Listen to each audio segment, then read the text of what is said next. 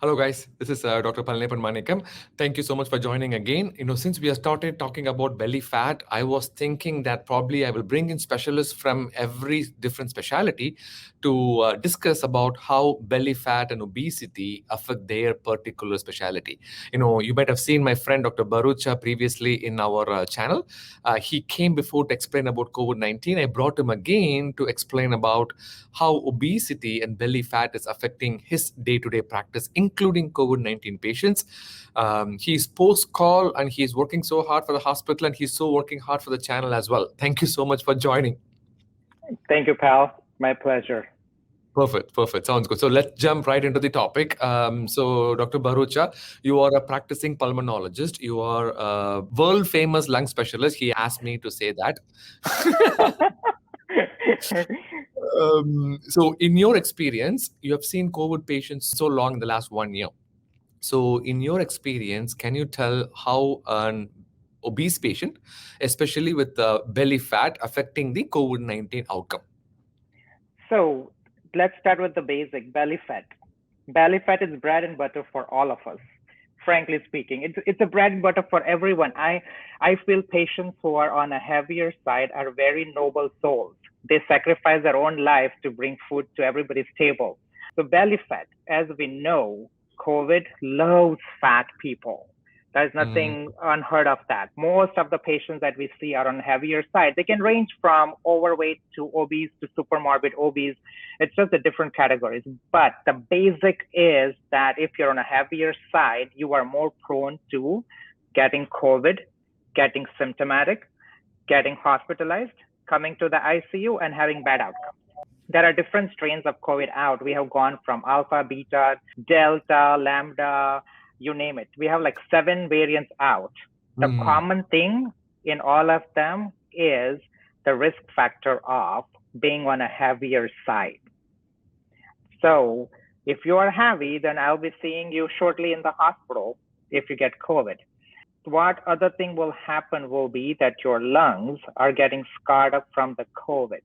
On top of that, if you have a belly, a big belly, that is going to put extra weight on your diaphragm, which is a very thin muscle that separates your chest cavity from your abdominal cavity.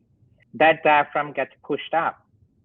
And so your lungs are going to become smaller, i.e., that not only your lungs have less capacity with COVID because of the scarring, they don't even expand. So it's like a double whammy. So it's not like a balloon. It just compresses and that's it. It just compresses. And so your lungs, your diaphragm goes up basically, and that will make your lungs smaller. And usually when you're on the ventilator is going to expand the lungs. But because you have so much of belly fat that even with all the pressure that the ventilator tries to give, the diaphragm also now gets loaded with the fat. And instead of being paper thin, it becomes a thick muscle. And so it's not going to be very flexible. It's not going to go down and expand your lungs. So instead of becoming elongated, it might get compressed. So the volume of the lungs might go down. Correct. Increasing the complication. Okay, good. Not may go down. It does go down. It will go down. It will go down. There is some lag in between the recording. That's why I didn't hear. If not, I will know what you're talking about. All right. So second question is, okay, so we talked about obesity and COVID-19. Forget about COVID-19. Let's say that in 2019, what was the major lung problem that you would have seen with obese patients? Again, bread and butter. I love obese people. Oh my God, I do not know what will I do if I don't have obese patients. They are all short of breath. And they are all short of breath just with the mere fact that there is a lot of fat tissue on the diaphragm and their lungs don't expand. On top of that, when you have the belly fat, that fat after some time is going to go to the chest. Males will develop gynecomastia, that is all fatty tissue that falls on the lungs, making it even harder for the lungs to expand when you breathe. And ultimately what that leads to would be something called obstructive sleep apnea. As the name suggests, OSA, which is a short form for obstructive sleep apnea, there is obstruction, especially when you sleep. We all, including you who are very skinny now, we all, I mean, the way that you're talking about it, you're talking about me like 5 years ago. correct. You could relate to it. Correct. So we all breathe shallow at night. Now, so just think about this, that you are breathing shallow, i.e. your lungs are not expanding as much as they would expand when you are awake, when you are sitting, or when you are standing and talking or doing your work. So when you are lying down, if you have more muscles, more soft tissues on your chest, on your belly, they're all going to become resistive forces against which your lungs have to expand. So that does not go very well because on top of that, we all breathe shallow. So what happens is your windpipe in the neck becomes narrower. On top of that, if you are chubby and have very rosy cheeks, like people want to pull your cheeks because you are so cuddly bear. They're all when you sleep they will relax, and when they relax they lose the muscle tone, including the tongue, and so that will roll back your tonsils, your soft palate, everything becomes flappy, and they will cause obstruction to the entrance of the windpipe right here. So when there is obstruction, your body still needs oxygen, your body still has to breathe. And so you unconsciously try and breathe heavier, which in turn will pull all the soft tissues more inside, making your windpipe smaller. And so ultimately you snore. My mom, on the contrary, like your mom, our moms are all in a different world. I have no idea why. My mom thinks you're that saying that snoring is one of the symptom of overstay. correct. My mom thinks that if you snore, that you have eaten very well and you are at peace, and that is a good sign. And that is not clearly a good sign. That is a sign that I am in trouble. And if this continues, I will keep on getting into trouble in the next few years.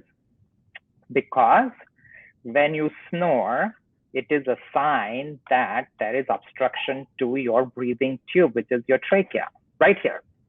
So Right? there's a It can be breathing tube, trachea, and then when you sleep, because of this excess fat, it obstructs the windpipe. correct. It And then obstructs the windpipe either up top here if you have more muscles. They will all relax, and so your windpipe will get compressed from here, including mouth. If you have a large tongue and soft palate and tonsils, they will choke you from up top, the entrance of the windpipe. So think about this. You are breathing shallow, which is common to everybody. On top of that, your entrance to the windpipe is smaller. Your windpipe itself gets collapsed. On top of that, now you are heavy.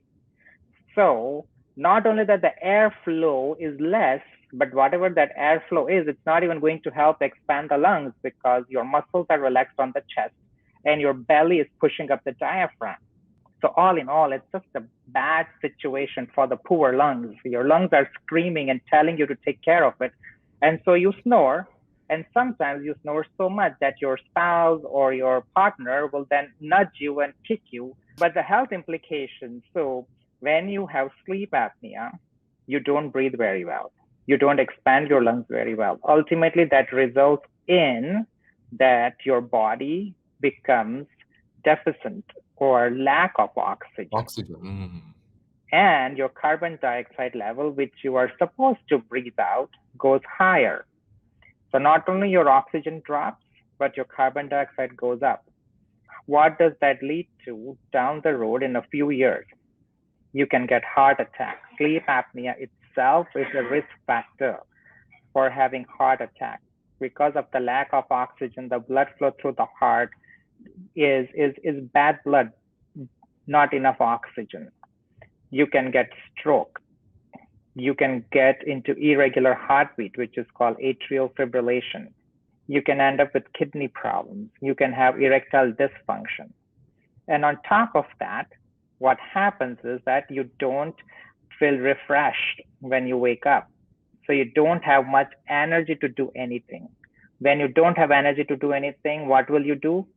You will sit, watch Netflix, eat good Indian food, keep on increasing your belly fat, and the cycle continues.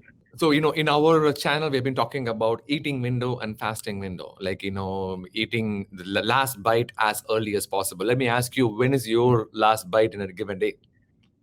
In a given day, it depends upon what shift I'm doing. But if I'm home, it is between 6 to 7 p.m. Super. And the next meal is noon the next day. So if you think about it, it is about 18 hours of fasting. Super. I don't think I'll be able to do 18 hours. At least I'll do 12 hours. Yeah, so it's 18 hours. Usually I don't eat till noon. And then from noon to 6 or 7, you finish Super. eating. Super. Sounds good. All right. Thank you. Thank you so much for joining our channel. I think to summarize, we'll just say that, belly fat increases the risk of COVID-19 complications by decreasing the lung volume. Number 2, because of obesity, it obstructs the airway, causes something called obstructive sleep apnea, decreasing the oxygen content in the blood, causing heart attack and stroke and other problems as well. Correct. And how do you know? Because if you started snoring, then that might be an indication that you might have some OSA. Correct. And I had this 5 years ago. I started snoring. My wife went to the next bedroom and started sleeping over there. Then I said, that is the worst thing that you should do, because patients like me will gasp for breath and we will need Correct. help. Right. Now, sometimes patients would not know that they snore and they don't believe that they are snoring. So I do have some family members, they will record the snoring and put it as a ringtone. Please don't give ideas to my wife. That is that is more than enough. Anyways, thank you. Thank you so much for joining us. Super helpful. Thank you again. Thank you.